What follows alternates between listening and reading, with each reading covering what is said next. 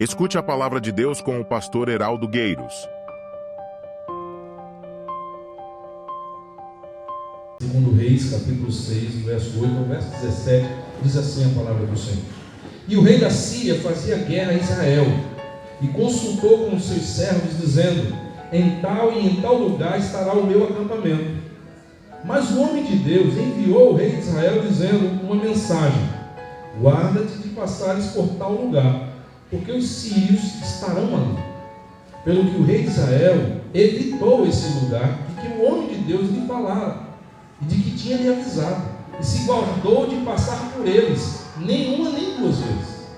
Então se perturbou com este incidente o coração do rei da Síria, e chamou os seus servos e disse: me fale a verdade, me façam saber quem é dos nossos que é a favor do rei de Israel e está contando os nossos planos. Verso 12. Então um dos servos do rei da Síria disse: não, meu senhor, não, meu rei, não temos nenhum traidor entre nós. Mas o profeta Eliseu, homem de Deus, que está em Israel, é ele quem faz saber ao rei de Israel as palavras que tu fala na tua cama na hora de dormir. Então ele, furioso, disse: vá, descubram onde ele está, para que eu envie e mande trazê-lo. E fizeram saber, dizendo: descobrimos que ele está em Dotã. E então enviou para lá muitos cavalos, carros e um grande exército, os quais vieram de noite, cercaram a cidade de Dotã. Verso 15. E o moço do homem de Deus, se levantando como de costume muito cedo, saiu, e eis que percebeu que o exército de Davi da Síria tinha cercado a cidade com cavalos e carros. Então o moço se atemorizou em seu coração e disse: ah, meu senhor, homem de Deus, o que faremos? Verso 16. Então disse o homem de Deus: não temas, porque mais são os que estão conosco do que os que estão com eles. E orou Eliseu e disse: Senhor, peço-te que abras os olhos, para que o moço veja.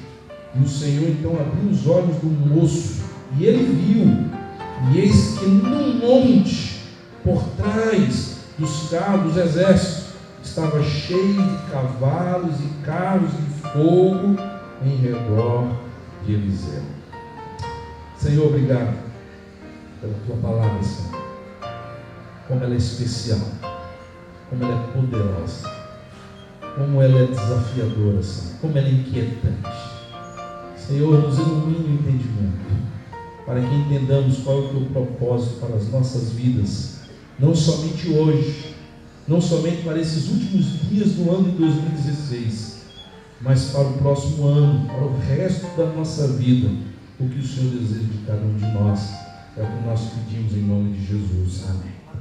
Amados irmãos, as guerras que haviam entre Síria e Israel, se contabilizadas, elas dão mais de 100 anos de história.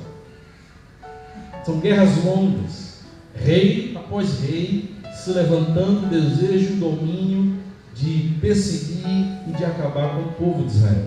O texto que nós acabamos de ler é apenas um relato dessa grande história, desta história centenária de guerra entre esses dois povos, entre Israel e o povo da Síria. Tudo indica que o rei da Síria havia suspendido suas investidas contra Israel em respeito a Naamã, que no capítulo 5, no capítulo anterior, foi curado de sua lepra pelo homem de Deus. E ao que parece, tudo indica que, por respeito ao seu principal homem, seu principal general dos exércitos, o rei da Síria não se converte como Naamã, mas não faz mais nenhuma investida, porque não teria o apoio do seu general. A Bíblia diz que durante a vida de Naamã houve paz, não houve mais guerra, mas foi somente um homem morrer.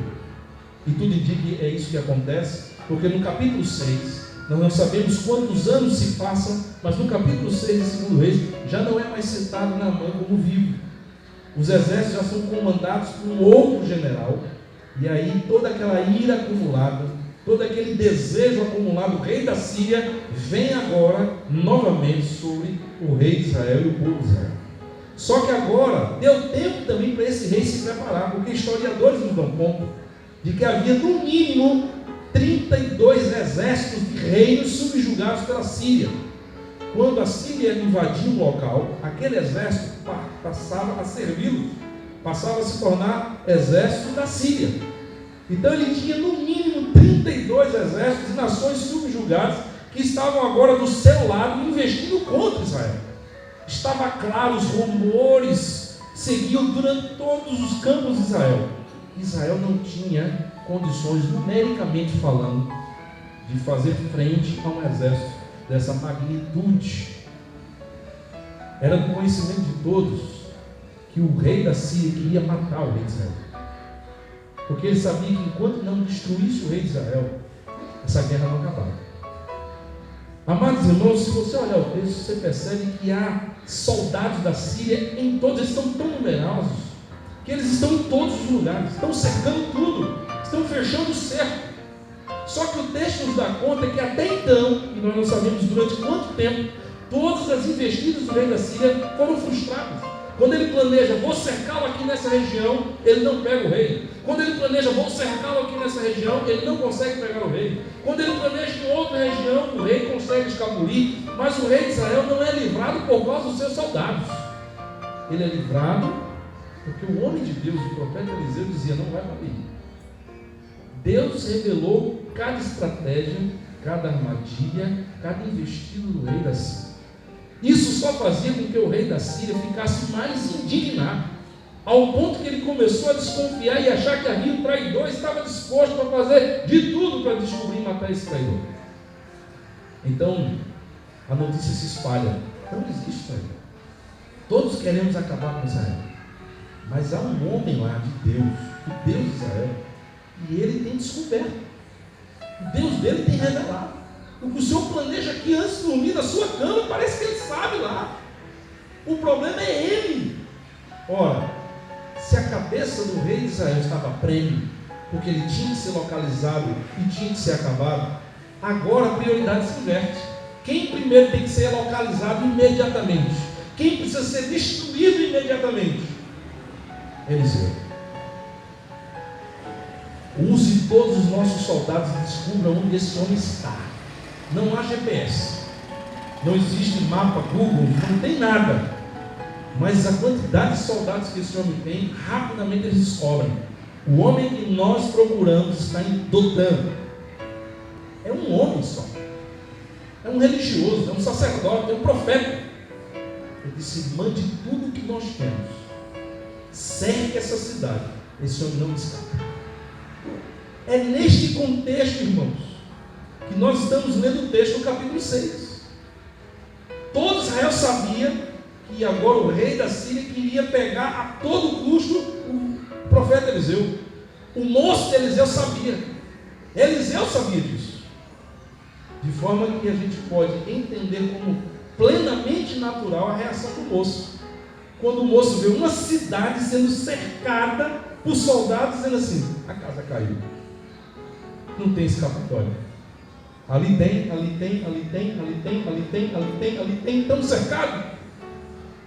E agora, homem de Deus, o que faremos? E talvez você pergunte, por que eu escolhi esse texto para compartilhar com você? Amados irmãos, o que me chama a atenção nesse texto são as atitudes tão contrárias de duas pessoas diante de uma mesma situação. O moço conhecia Deus. O profeta conhecia Deus. Ambos sabiam do perigo, ambos sabiam da situação que se encontravam, mas eles tiveram reações totalmente diferentes. Essa história, irmãos, está registrada para nos ensinar um princípio que nós não podemos esquecer. As nossas ações, elas demonstram quão profundo é o nosso conhecimento de Deus. As nossas ações, o que fazemos, como agimos, as escolhas que fazemos, o que dizemos, o que sentimos, o que pensamos, todas as nossas ações definem a qualidade e a profundidade do nosso conhecimento de Deus, irmão. O nosso conhecimento, ele determina as nossas ações.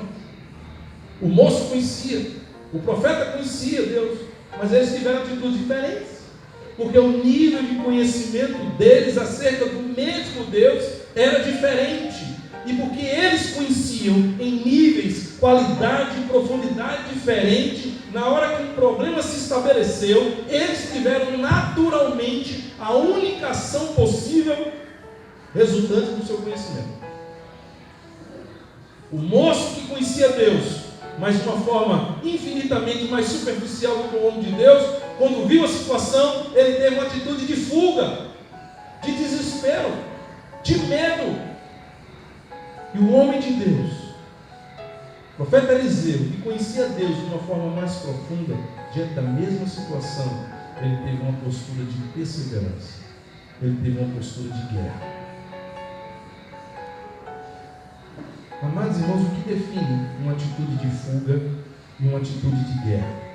O que define, irmãos, uma atitude de medo e uma atitude de coragem, de acordo com o nosso conhecimento acerca de Deus?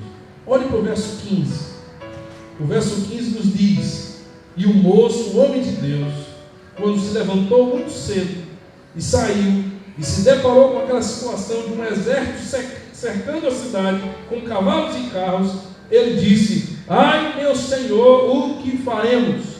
A atitude, irmãos, de alguém que tem conhecimento raso, superficial, nominal, religioso, domingueiro, apenas de aparência acerca de Deus, é que quando as dificuldades, as provações e as tentações batem à nossa porta, nós temos um colapso nervoso, nós entramos em desespero, nós nos angustiamos, nós ficamos perdidos, nós temos medo de avançar, a gente não sabe mais o que fazer, a gente joga a toalha. Há muitas pessoas, irmãos, que em momentos importantes da sua vida estão tendo atitudes desprezíveis, tristes, vergonhosas. Não é porque não conhecem a Deus, é porque conhecem pouco a Deus. É porque o conhecimento que tem de Deus é um conhecimento apenas religioso, superficial, de encontros ocasionais em cultos semanais, mas nada que se prolongue e que tenha continuidade em casa, entre quatro paredes, na porta do seu quarto, na sua intimidade com Deus.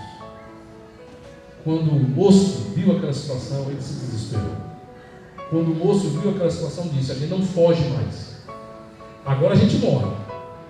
Essa turma vai botar a mão na gente e agora eles vão descascar a gente. Provavelmente o que passou pela cabeça desse moço foi: ele revelou, mas eu estou junto. Estou na hora errada e com a pessoa errada no momento errado. A casa caiu para mim, agora eu não tenho mais escapatória. Amados irmãos, conhecimento raso não produz fé, não produz segurança. O homem de Deus olhou para a mesma situação e a palavra dele foi: não temas. A mesma situação. Eliseu não tinha problema de vista. Eliseu não surtou. Ele não fugiu da realidade. Ele não negou o fato. Ele não entrou numa atitude psicológica de negação do fato, como muitas vezes acontece quando alguém é tomado por um susto, por um impacto, e vê a morte de alguém e diz: não morreu, está vivo, e a pessoa nega o fato como forma de tentar reagir àquela situação. Não foi a atitude de Eliseu. A atitude de Eliseu foi uma atitude consciente.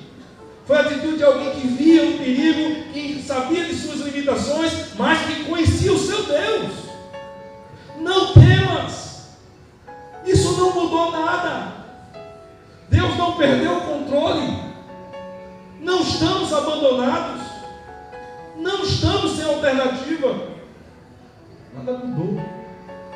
Somente quando nós temos um conhecimento profundo de Deus, somos capazes de olhar para os momentos mais difíceis da nossa vida e ainda entender que existem soluções. Há pessoas que diante de situações tomam atitudes precipitadas e desesperadas, porque o seu conhecimento de Deus é raso. Mas quando nós temos um conhecimento profundo, a gente não permite que o desespero tome conta do nosso coração. Não temas, foi a primeira palavra do profeta. Quando você percebe que o medo, que o desespero, que o colapso nervoso entra no coração do moço, o que acontece? Ele se esquece de todas as promessas de Deus. Ele se esquece de tudo que aconteceu. Minha gente, olha para o texto, ele conhece o homem de Deus. Ainda no capítulo 6, poucos versículos antes, ele viu o homem de Deus orar para que um ferro, um machado, flutuasse pelo poder da palavra de Deus. Há poucos tempos atrás, ele havia visto o grande general Naamã, que estava com uma carta na mão dizendo: ou você cura o meu servo, ou a gente invade e quebra no pau você de novo. Porque quem deu a notícia de que havia um homem lá em Samaria foi a menina que já tinha saído como escrava de uma invasão. E o que o rei está dizendo é: ou você cura, ou a gente entra e acaba com você de novo. E ele havia visto que Deus havia curado aquele homem. O texto diz no capítulo 6 que muitas estratégias foram montadas, muitas armadilhas foram criadas, e em nenhuma delas o rei da Síria conseguiu pegar o rei de Israel, porque Deus havia revelado para o profeta o que ninguém sabia. Como é que esse homem que tem vivenciado milagres, como é que esse moço que tem presenciado, sido testemunha ocular e muitas vezes até sendo usado por Deus para servir a esse profeta, e viu tantas coisas Deus fazer, agora ele esquece. O Deus que havia feito tantas coisas maravilhosas, impossíveis, não pode livrá-los nesse momento. É isso que acontece, irmãos, quando nós deixamos que o desespero se instale no nosso coração. A gente esquece que a gente já passou num passado longínquo ou recente por situações semelhantes, talvez até por situações piores, e Deus nos livrou. Talvez você busque na sua memória que nunca houve uma situação que Deus lhe deixou na mão. Mas quando o nosso conhecimento de Deus é raso, a gente não consegue enfrentar da forma correta os problemas. Aí o medo entra. E quando o medo entra, o desespero se instala, a memória se apaga, o HD fica limpo. E você não lembra mais de nada do que Deus prometeu e do que Deus fez. Olha para o profeta. Olha para o profeta. O profeta olha para aquele rapaz e diz: não temas. Por quê? Porque maior é o que está conosco do que os que estão com eles. Em outras palavras, o jovem, que o profeta está dizendo: jovem, se você esqueceu que até hoje nunca nos pegaram, você esqueceu que até hoje Deus nunca perdeu uma guerra, você esqueceu que até hoje nós sempre fomos maioria, sempre estivemos protegidos, o Senhor sempre cuidou de nós, o Senhor sempre abriu portas, o Senhor sempre usou pessoas, nós nunca ficamos desprotegidos, nunca ficamos vulneráveis. Você esqueceu disso, meu jovem? Deus continua conosco, Deus continua do nosso lado, nós continuamos sendo maioria diante com Deus, mais é o que estão conosco do que os que estão com eles. Mas aí você olha para o jovem, conhecimento raso, superficial, domingueiro. Permite que o medo entre, o medo se transforma em desespero. O desespero faz com que ele esqueça as promessas de Deus e o jovem fica inutilizado, ele fica parado. Você não vê mais nada, daqui por diante não se fala mais do moço. O moço é uma presença sempre muito ativa ao lado de Eliseu. Aonde Eliseu vai, e em muitos outros textos, em muitas outras passagens, sempre fala que Eliseu está com o seu moço, que o seu moço lhe serve, que o moço faz isso, que o moço faz aquilo, que o moço traz o recado, que o moço leva o recado, mas a partir de agora o moço some. O moço simplesmente parou, ficou inutilizado, o desespero lhe gelou o sangue. Ele não tem mais nenhuma participação. Tudo que vai acontecer a partir de agora acontece pelo intermédio de Deus, pela soberania de Deus, pela graça de Deus, usando o homem de Deus, mas o moço não é mais usado e o moço não mais aparece, porque o moço ficou inutilizado por causa do seu medo. Sabe o que acontece? Quando nós temos pouco conhecimento de Deus, as dificuldades vêm, o desespero entra, nós nos esquecemos da promessa, Deus para de nos usar. Há muitas pessoas que hoje estão em stand-by, paradas, sentadas, braços cruzados, porque em algum momento da sua história elas foram inutilizadas por causa de alguma atitude que tiveram, por causa de alguma ação que tiveram, que não refletiu no conhecimento profundo de Deus. Qual foi a atitude do profeta? O profeta olha para aquela situação e diz assim: Senhor, abre os olhos do moço para que ele veja. Aí os olhos do moço foram abertos. O moço viu, mas isso ainda não mudou a atitude do moço. Mas o que eu acho bonito é o que ele vai dizer no verso 18. Eliseu parte para a guerra. Eliseu não espera que o exército venha. Ele vai ao encontro do exército. Ele vai de encontro para o problema. Ele não foge do problema. Ele não protege o problema. Ele não foge do problema. Ele encara o problema. No verso 18 ele diz: Senhor, peço-te, fere essa gente de cegueira. E diz o texto que o Senhor os feriu de cegueira conforme a palavra de Eliseu. Então Eliseu vai lá. Vocês estão querendo fazer o que aqui? Vocês estão no lugar errado. Vamos comigo que eu vou levar vocês lá onde é. E ele chega lá e enfrenta o problema. Ele contra-ataca, irmãos. Amados irmãos, só existe uma postura para o cristão agir diante das suas adversidades. É o contra-ataque. A gente precisa agir. A gente precisa sair da zona de conforto. A gente precisa agir em nome e na autoridade do Senhor Jesus. Problemas precisam ser resolvidos. Situações precisam ser tratadas. Prejuízos precisam ser reavistos, sanados. A gente não pode, irmãos, deixar de lado. E a gente não pode deixar para depois. O conhecimento de Deus foi fundamental na vida do profeta. Para que o profeta, uma situação tão difícil como aquela, tivesse uma atitude totalmente diferente. A pergunta que eu queria que você se fizesse nesse momento é: como está o seu conhecimento de Deus? O que o seu conhecimento de Deus tem habilitado você a fazer? Quando uma situação de estresse acontece, você se controla, você deixa o estresse tomar conta. Quando alguém fala ou lhe persegue, você paga na mesma moeda ou você tem uma atitude diferente, você abençoa? Quando uma situação difícil acontece, você é do tipo que vai mandar alguém fazer ou você vai arregaçar as mangas para fazer? O que o seu conhecimento de Deus, irmãos, leva você a fazer? Qual tem sido as suas ações diante das dificuldades, das adversidades que têm batido a sua porta? O conhecimento do profeta acerca do seu Deus foi fundamental. E o conhecimento de Deus na sua vida é fundamental. Agora, o que é que você precisa, irmãos? Conhecer acerca do seu Deus. Talvez a nossa atitude ela seja justificada por causa do nosso conhecimento.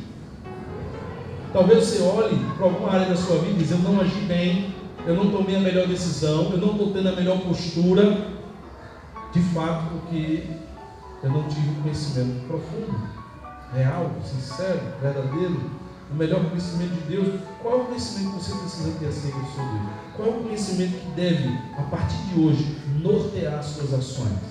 Olhando para o texto, eu quero dizer para você o que eu aprendo.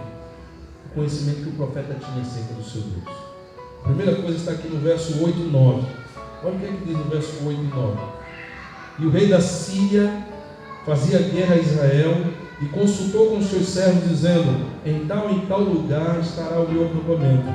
Mas o homem de Deus enviou ao rei de Israel, dizendo: guarda-te de passares por tal lugar, porque os sírios vão estar ali esperando. A primeira coisa que eu e você precisamos entender acerca do nosso Deus é que não importa as muitas estratégias que o inimigo levante contra nós, Deus sempre revelará todas elas. Nós servimos a um Deus que sempre revela, que sempre mostra para a gente a estratégia do inimigo contra nós.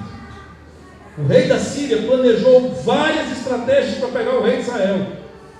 Deus revelou todas elas. Você serve a um Deus que não deixa você no escuro. Você serve a um Deus que na hora que você precisar, Ele vai mostrar, na hora que você pedir, Ele vai revelar o que está errado. Talvez o grande problema nosso é que a gente não ora com frequência pedindo a Deus que nos revele antes de agir. Na verdade, a gente primeiro age, quebra a cara e depois pergunta por quê. Mas o que a Bíblia diz, queridos, é que nós precisamos pedir a Deus que abra os nossos olhos. E Deus nos dê livramentos. E Ele faz isso. Ele fez isso.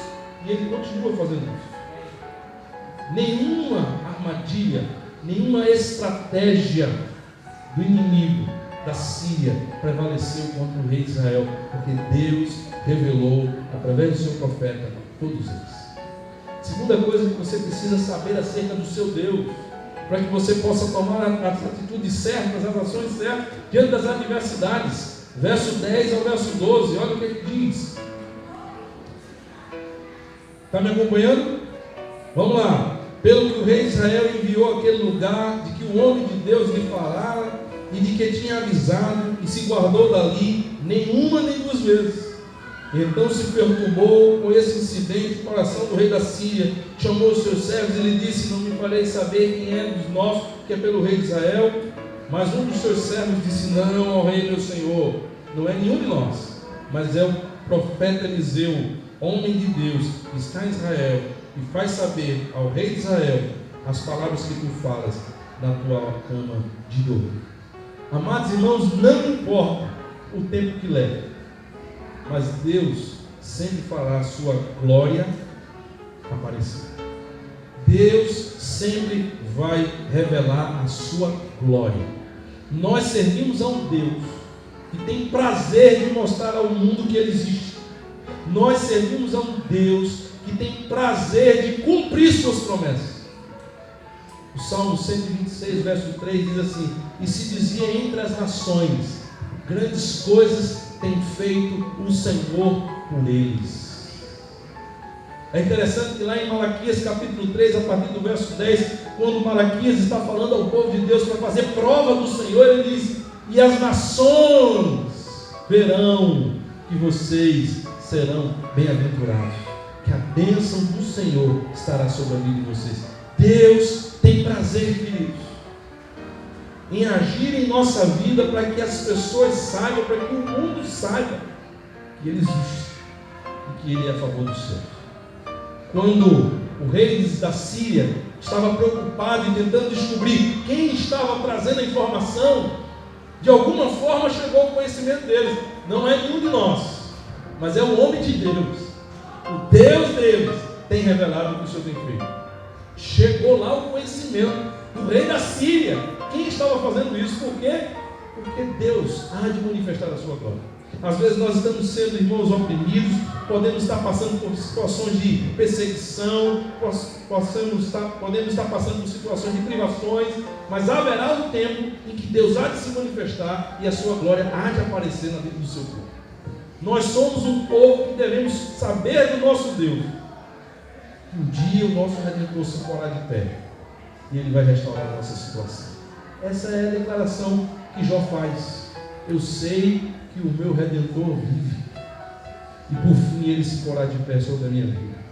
Amados irmãos, você não pode desistir diante das fraquezas, diante das dificuldades, das adversidades, porque o seu Deus se revela. Ele não só revela as estratégias do inimigo, mas Ele também revela as suas ações para que a glória seja dada a Ele. Ele protege o seu povo, Ele livra o seu povo, Ele opera um milagre no seu povo, para que o seu nome seja glorificado, para que a glória seja dada a Ele.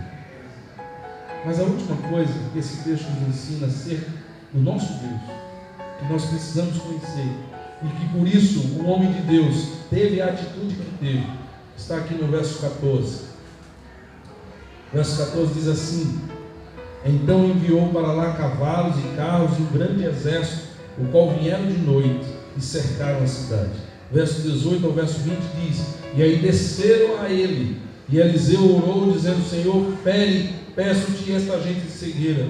E ele feriu de cegueira conforme a palavra de Eliseu. Então Eliseu disse: não é este o caminho, nem esta cidade, seguir-me e guiar-vos-ei ao homem que buscais. E os guiou até Samaria. E sucedeu que, chegando eles a Samaria, disse a Eliseu: ó Senhor, abre a estes os olhos para que vejam. E o Senhor abriu os seus olhos para que vissem, e esses que estavam no meio de Samaria. Quando o rei de Israel os viu, disse a Eliseu: vamos matá-los todos agora, homem de Deus. E ele disse: não ferireis a ninguém. Tu não ferirás aqueles que tu não tomaste por prisioneiros com a tua espada e o teu arco. Pões pão e água para que comam e bebam e se voltem para o seu Senhor. Amados irmãos, não importa as circunstâncias que gerem, Deus sempre reverterá todas as situações contrárias em bênçãos. O Deus que nós servimos permite que muitas situações aconteçam, mas para que no final ele reverta aquilo em bênção. O pastor Daniel Ramalho tem uma coisa muito engraçada que ele disse. Ele disse que toda macumba Deus transforma em boa cumba. Tudo aquilo que fazem contra nós, Deus transforma em bênçãos sobre as nossas vidas. O exército secou, o exército veio, mas no final, queridos, quem prevaleceu foi o Senhor. O livramento veio da mão do Senhor. Eliseu teve o controle, sem usar armas nenhuma, mas usando o poder de Deus. Os soldados todos da Síria estiveram sobre suas mãos. Reverteu a situação. Aquilo que parecia ser a tragédia, aquilo que parecia ser o fim, aquilo que parecia não ter mais solução, Deus no final reverteu em bênção. Esse é o Deus que nós servimos. Portanto, nós precisamos conhecê-lo para ter a atitude certa que glorifique o Senhor. Deus nos ajude, irmãos, adiante das adversidades que continuam vindo e continuarão vindo. Eu e você possamos ter, quer seja na igreja, quer seja dentro de casa, quer seja no trabalho, quer seja na escola, aonde nós estivermos, que a gente tenha atitudes que glorificam ao Senhor. Que nós tenhamos atitudes que revelam o nosso conhecimento profundo de Deus. Que quando a situação vier, nós não permitamos que o medo entre em nosso coração. Que a gente não permita que a nossa memória se esqueça das promessas de Deus. Mas, sobretudo, e o mais importante, que a gente não desista de continuar a enfrentar as dificuldades. Como Eliseu fez, enfrentou aquela multidão e Deus reverteu aquela situação em bênçãos. É o que Deus deseja fazer na minha vida e na sua vida, em nome de Jesus. Se você crê nisso e você reconhece que tem áreas na sua vida que você precisa melhorar, vamos ficar de pé, vamos orar, vamos pedir ao Senhor que nos ajude, que nos fortaleça, que mude essas situações, que nos dê a oportunidade de rever cada área da nossa vida, cada investida do inimigo, mas termos a atitude correta. Não temos uma atitude de fuga, de desespero como o moço teve, mas temos atitude de fé e de guerra, como Eliseu teve, para vermos a glória de Deus revelada em nossas vidas.